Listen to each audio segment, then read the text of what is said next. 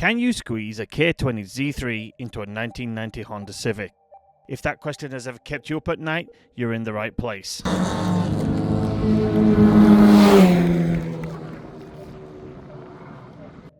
Welcome back to the channel, race fans. It's been a while since this series has been updated, but we're back at it. So today, we're going to be looking at painting the brakes. Then we're also going to be looking at putting the lower control arms and the suspension back on the car so the car is rolling. So the brake conversion that I've got on this EF, on the front is from a first generation CRV, and on the back I have the trailing arms and brakes from a third generation Acura Integra. What I've done with the brakes is I took them off, I got them sandblasted, and now I'm just using VHT high temp brake caliper paint. Spruce them up, give them a bit more protection as they were a bit rusty.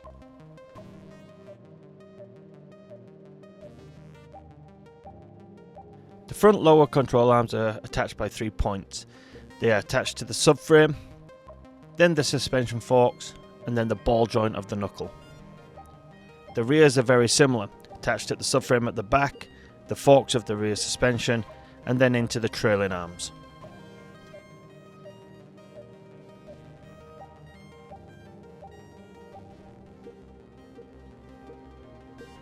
Unfortunately, I missed a few bits here on camera. As you can see, I've got the axle in and the suspension connected. You can see the 3 points on the lower control arm. They're connected at the subframe, where the suspension fork goes through, and the ball joint.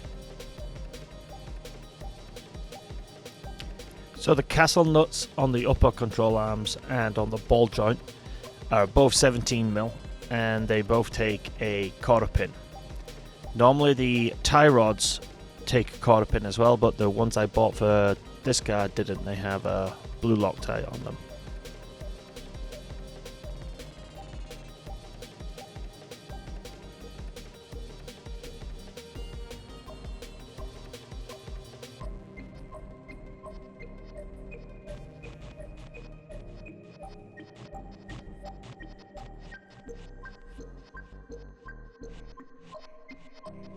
Once you've got the ball joint tightened, then you want to put your quarter pin in and bend it backwards.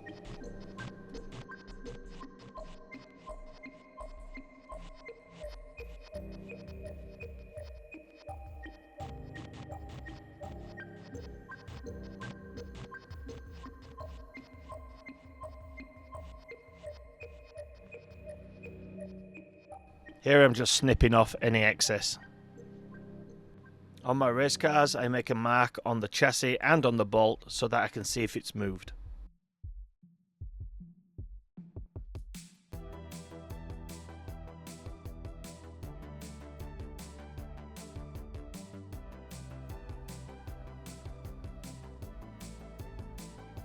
I'm now going to torque the axle nut, throw in a pry bar to stop it moving, and I'm torquing it to 134 pounds.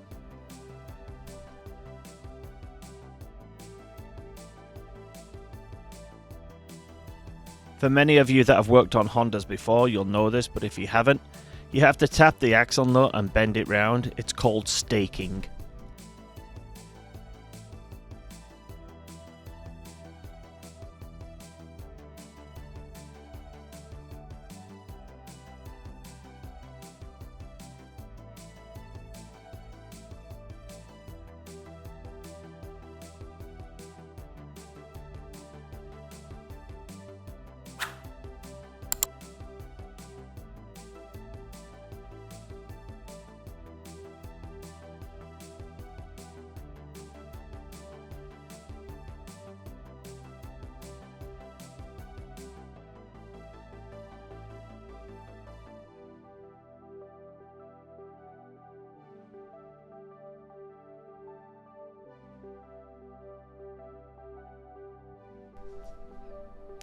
Now with nice painted dry calipers, it's time to reassemble the brakes.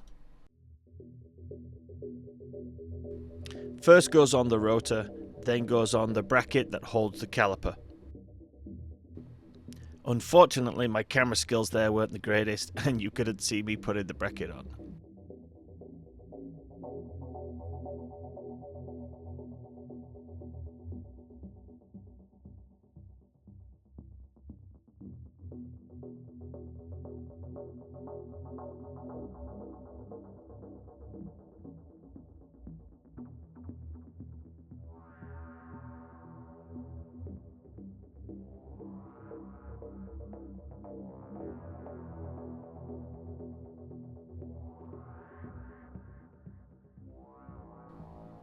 After the bracket is on, the next is the brake pads. Make sure that they go in the right way around, otherwise you will have a serious issue. I know this from experience, as last year I put them on backwards with the actual brake surface not touching the rotor. I destroyed a set of rotors in 2 laps. Next, the caliper goes on. If you've not pushed out the caliper fully, it will be hard to fit over the new brake pads.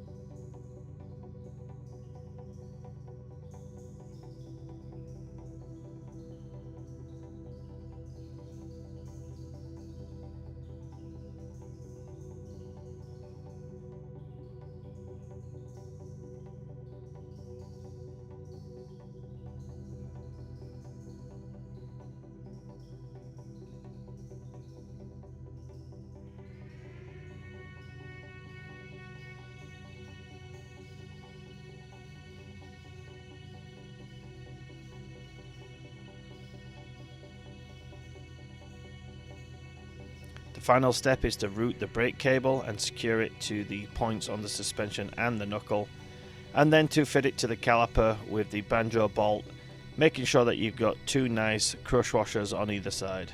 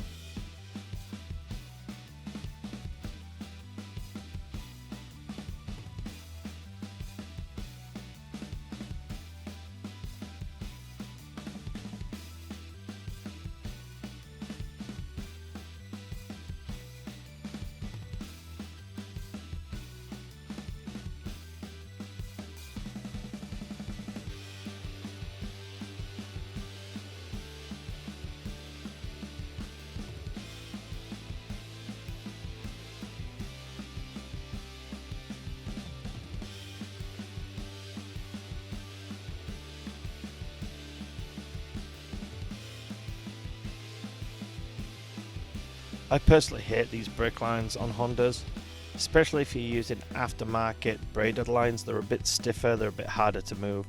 If you're using the stock lines that came with the vehicle, then they'll have been sat in that position for a long time and should go straight back in.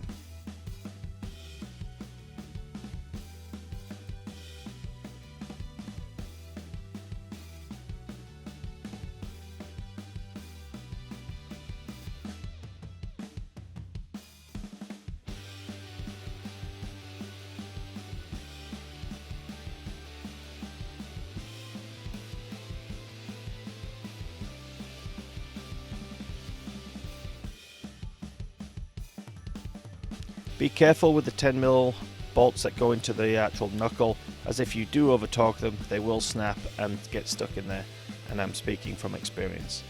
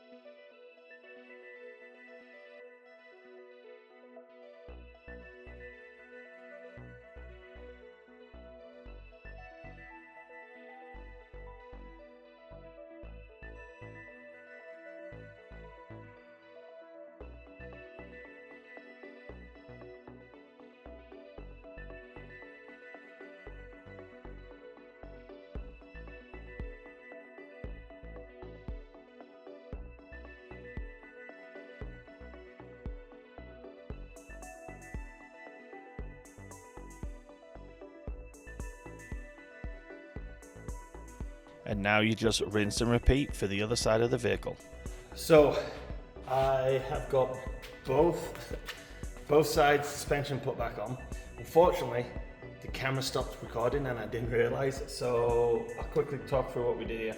We put new bearings on, extended studs on the front so that the big brakes can clear the ice race tyres, new ball joints, and then attach the traction bars. Traction bars were a bit of a pain, I'll go into them a bit later. And we got the axles in as well. Everything's torqued up, I've just got to put in the quarter pins. Unfortunately the tie rod, outer tie rods that I got don't have quarter pins on them. I believe they had Loctite. Not sure how I feel about that. The problem is the caster angle. You might be able to see it. The caster angle is not the greatest on this car. And I truly believe that is because the car is slightly bent. I've tightened this as tight as I can get it, and I've got about a degree of caster, which hopefully will be okay. Springs as well. I don't know whether the springs are long enough, so we're going to keep them on for the time being. If they don't, we'll just throw stock on for racing. But apart from that, I'm now going to get the brakes on the front, get the brakes attached, tighten everything up, and then the front end is buttoned up.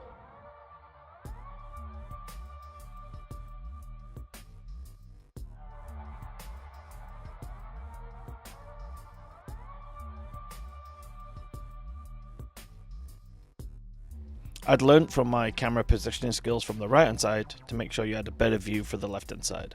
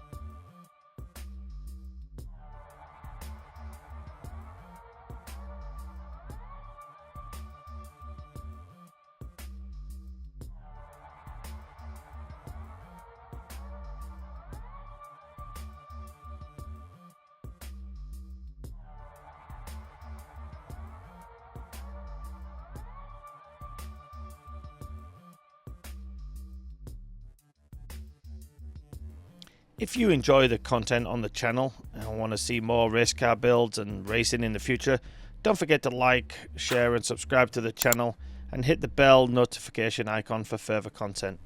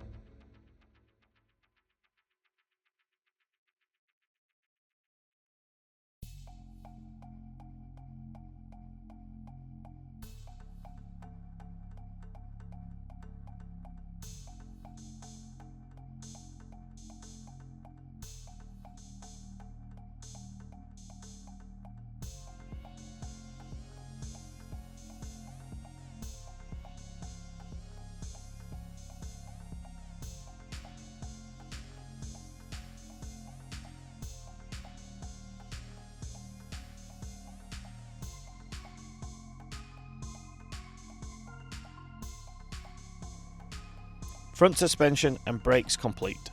Time to do the rears. Before putting on the rear hub assembly and bearing, it's time to make sure that everything is nice and clean.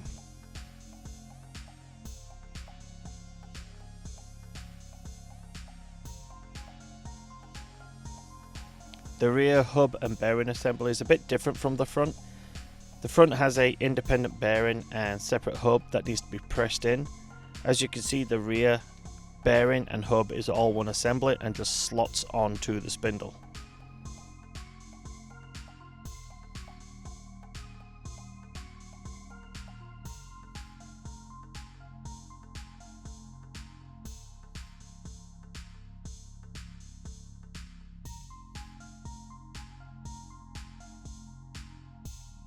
Locking washer. See, it's got this tab. This tab slots straight into the in there.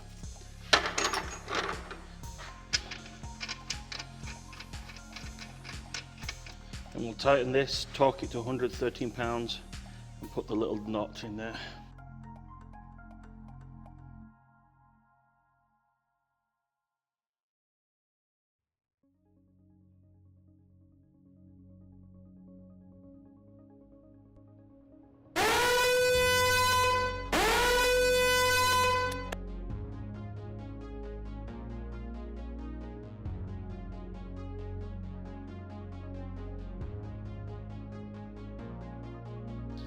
Okay, now that's complete. I'm going to put the brake caliper and brake disc back on this side, reattach the E cable, and then basically we've got the control arms and the suspension to come.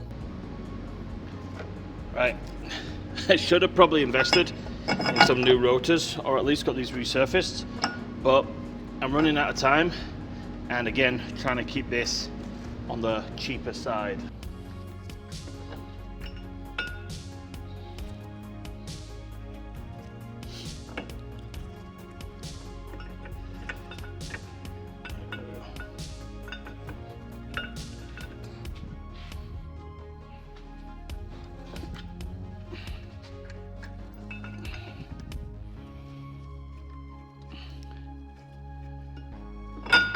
Okay, I'm just going to go up with the lift a little bit as it's right at my forehead height and I just smack myself in the head.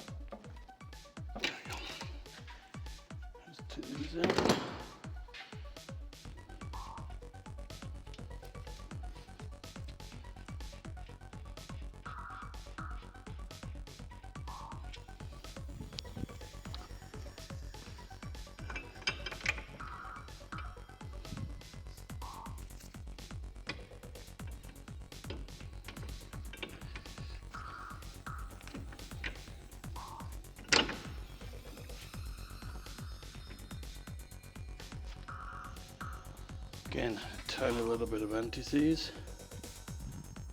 goes a long way.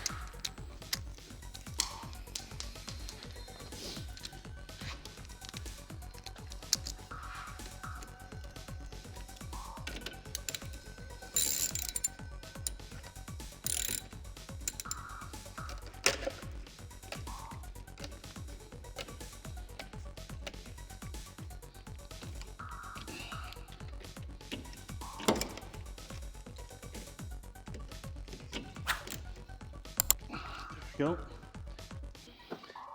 Right, now to secure the e-brake clamp. So basically the e-brake's going to go through there.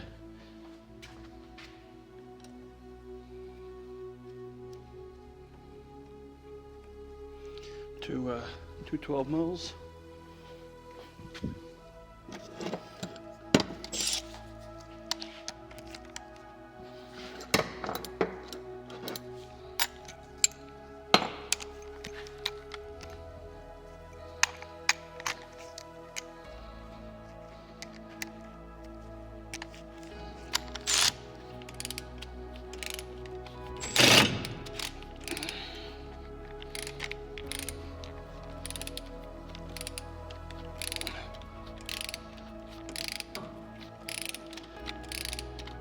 It's a little hard where I got paint on the threads, but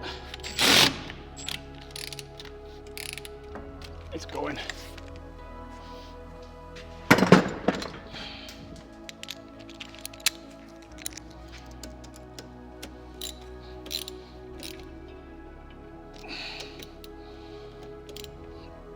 go, that's those two.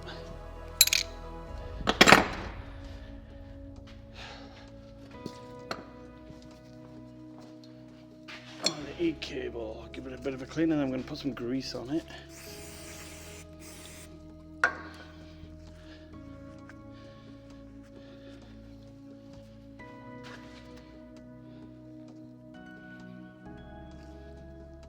Give it a good lubing.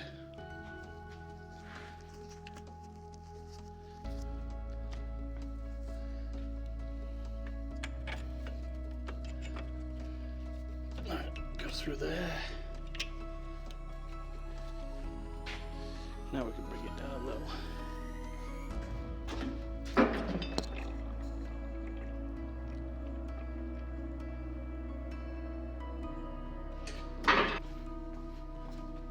Okay, so now this attaches with this little thing. So it's got a hole, goes through, and then you put a quarter pin in it. So that is all the way through. Now I need a small one of these bad boys.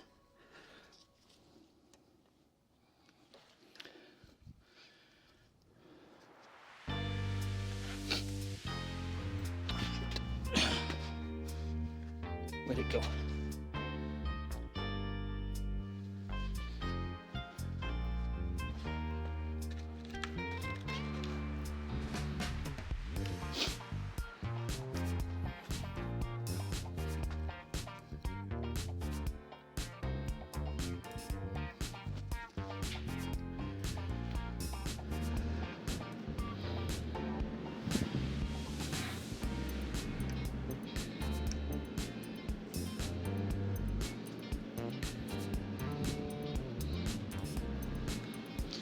And there we go.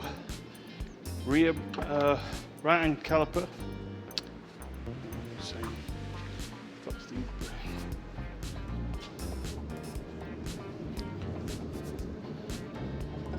there we go. Pads are a bit loose, but that's because I've got to pump brake fluid through it, but I haven't got that at the moment. Leaking a bit of brake fluid out of the caliper. So I'm just going to give it a once over with brake clean.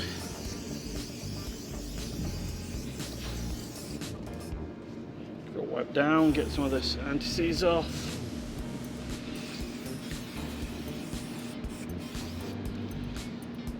And then that is attached. Before we run this, what I'll do is I'm going to tighten all the bolts and I'll put a mark on them so I can see whether they move or not.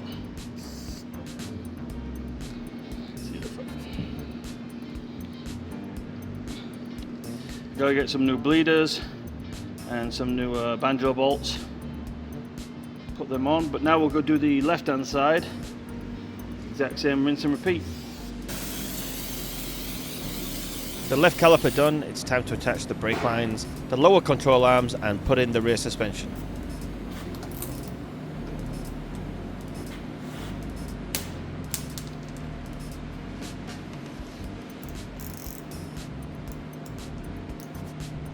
Here I've removed the bolt that I'd put in the caliper to stop the paint getting in there. I'm also removing the brake bleeder. As you can see, there is still fluid inside the caliper and it's leaking out. If you don't get rid of this straight away, you will destroy your nice new paint job.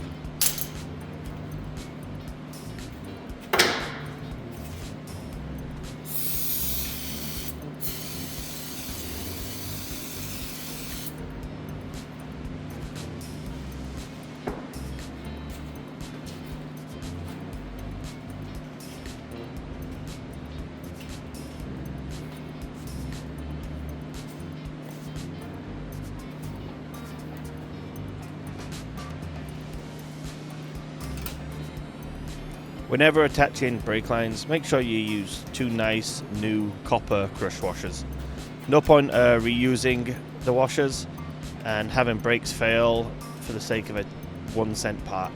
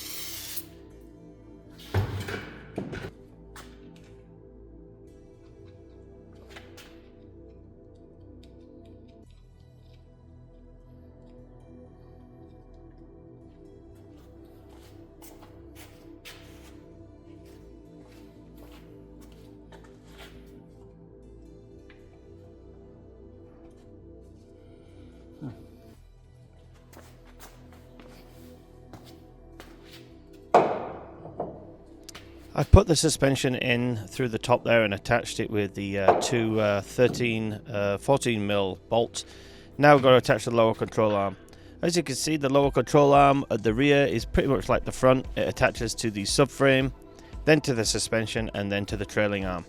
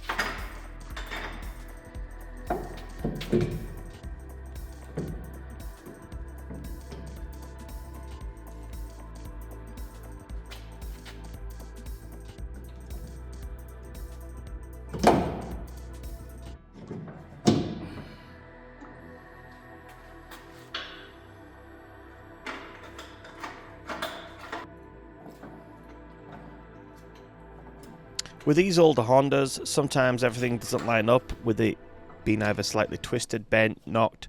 So my plan here is to use a piece of wood and a jack to press the lower control arm into the trailing arm slot.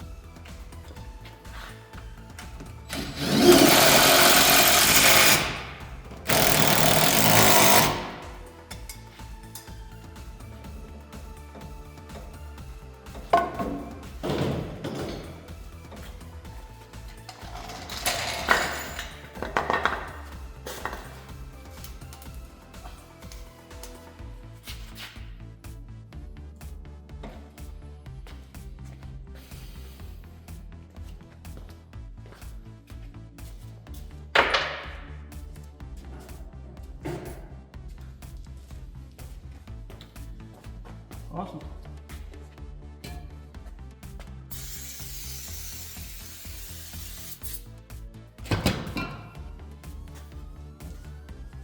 Yeah, that works. 25 paint job at its best. Okay, so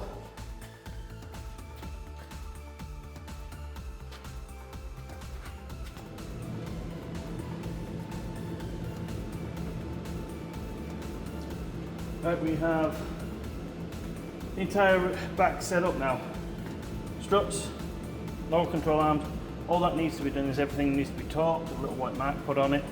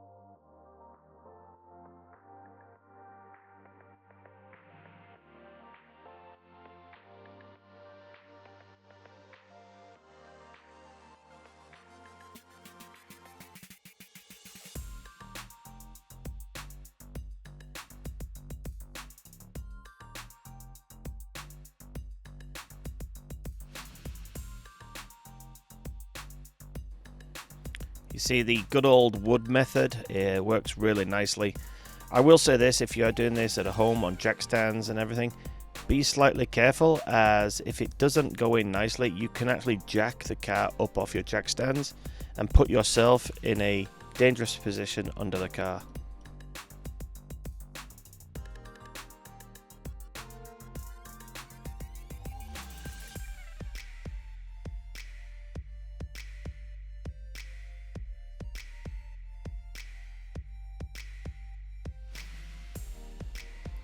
As you can see, I'm using a crescent wrench here to put that little twist in so that I can get all the bolts nice and tight.